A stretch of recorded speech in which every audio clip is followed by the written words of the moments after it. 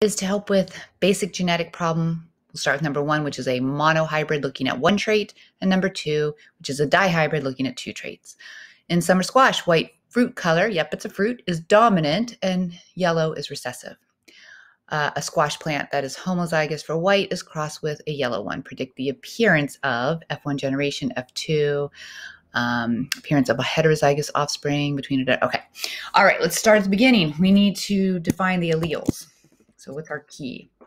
Well, we're talking about color, so I'm just going to use capital C for the dominant color, which happens to be white, and then lowercase c for the recessive color, which happens to be yellow. Okay, so I got that in the first sentence right here. And yellow is recessive. Now I need to figure out the parents that got crossed, so I'm going to represent parents with P. A squash plant that is homozygous for white, homozygous meaning two of the same, homo, same. So two of the same alleles for white. So big C, crossed with a yellow one. And a way to be yellow is to have 2 recessive alleles. Okay, you could do a Punnett square, but I mean, really, this parent after meiosis is only going to have gametes with a big C. So this parent will provide the big C to the first generation, and this parent only has little c. So all the babies in the first generation, filial 1, will be heterozygous, right? Heterozygous. All right, F2. How do we get the F2? Well, to get the F2 generation, you have to cross 2 individuals from the F1 generation. So we're going to take a heterozygous and we're going to cross it with a heterozygous to see what the offspring are. If you've done this enough, you already will know it's a 3-to-1 in terms of phenotype, but let's do the Punnett square to make sure you're good. So, okay. Condense this. Again, paper, pencil is so much easier, but that's okay. All right, so again, we're going to put parent 1's possible gametes contribution here, and parent 2 gamete contributions here.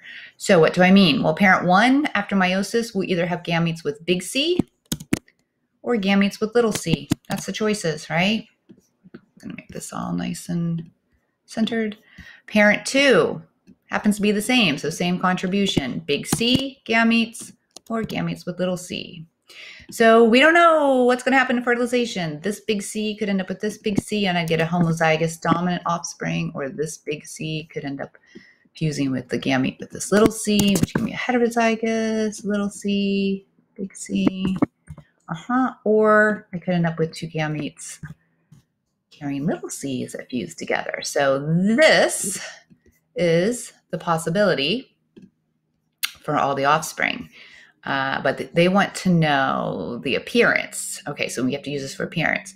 So these 3 boxes, well, just this is easier. This is the only box where you have yellow offspring, right? Little c is yellow. And then these 3 boxes, these are going to end up with the white offspring. So just make those, turn those back to white. Okay, so that is a 3-to-1. 3 white phenotype, white color, and we would expect to 1 yellow. That's my prediction of appearance, a 3-to-1, 3 white to 1 yellow, or 3/4 and 1/4. Okay, a heterozygous offspring of a cross between an F1 individual, so F1 was heterozygous, and a homozygous white individual. So let's just write that down before we get what that is. So this one, this parent group, they're asking for, or this cross, they're asking for heterozygous and from F1 cross with homozygous white.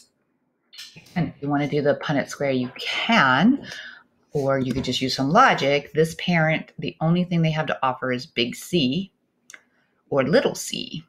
So big C could end up with the little c from this parent, or little c could end up with one of the little c's. That's really it. So you really have a 50-50 shot. If you want to do the Punnett square, okay, I'm just going to copy this one. You're more than welcome to do so. But this would be a 1-to-1 ratio of white. Yellow. So let's just make sure I'm not lying. So this was the F1 is big C, little c. So here's big C, little c. And the other parent was little c. So I have to change that. And that changes quite a bit here. But it looks like, yep, I end up getting that 1-to-1 ratio in offspring. So that's monohybrid.